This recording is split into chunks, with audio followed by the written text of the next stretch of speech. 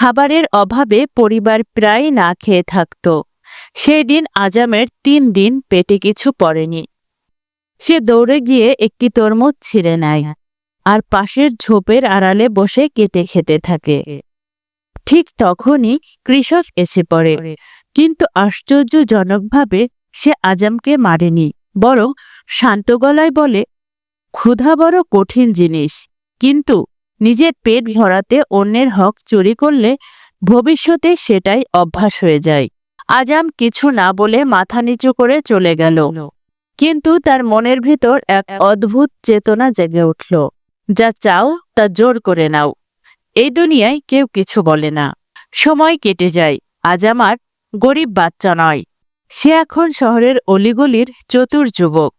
রাস্তায় ঘুরে ঘুরে মানুষ ঠকানো, মিথ্যা বলা, কৌশলে জিনিস হাতিয়ে নেওয়াই তার নিত্যদিনের কাজ।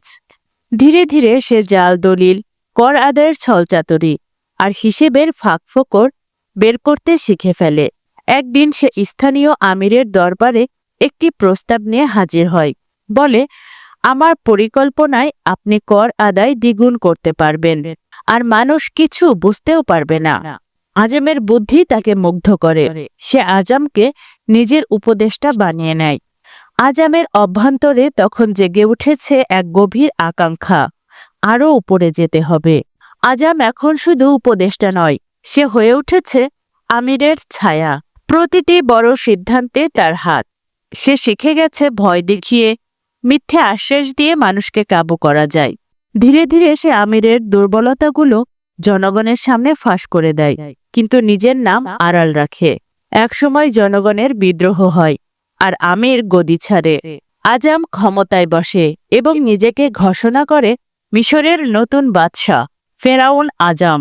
এখন সে আর সেই তরমুজ চোর নয়, সে একজন রাজা। ফেরাউন আজাম এবার নিজের রাজ্যে ভয় প্রতিষ্ঠা করে। যার উপর সন্দেহ পড়ে তাকেই শাস্তি দেওয়া হয়, কোনো প্রমাণ ছাড়াই। কোনো গ্রামের মানুষ একটু কর কম দেয়, সেখানেই সৈন্য পাঠিয়ে লুটপাট করে। প্রাসাদের নির্মাণ হয় মানুষের রক্ত আর ঘামে।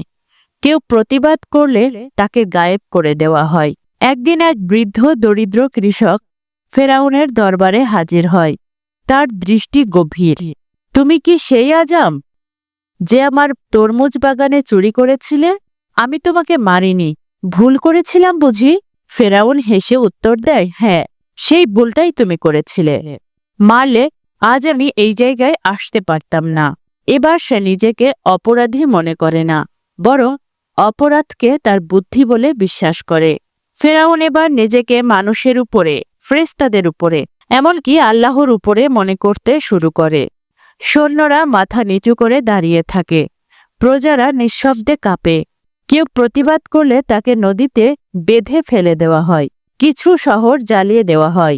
এই দম্ভের মধ্যে মানুষ আল্লাহর কথা ভুলে যায় না, কিন্তু ভয় তাদের মুখ বন্ধ করে রাখে। একদিন এক দরবেশ আসে রাজপ্রাসাদের সামনে, সাহস নিয়ে বলে, আজাম, আল্লাহ তাআলা সবকিছুর উপরে, তিনি তোমাকে সময় দিয়েছেন শুধরানোর, কিন্তু তুমি বাড়াবাড়ি করছো। ফেরাউন হেসে বলে, আমার ঈশ্বর হলো আমার সেনাবাহিনী। দরবেশ বলে, তোমার বিরুদ্ধে আসবে এমন এক সৈন্য যার হাত থাকবে না, কিন্তু গর্জন হবে অপ্রতিরোধ্য। সমুদ্রই তোমার সমাধি হবে। সবাই হাসে, কিন্তু ফেরাউনের মুখে এক মুহূর্তের জন্য চিন্তার ছায়া দেখা যায়।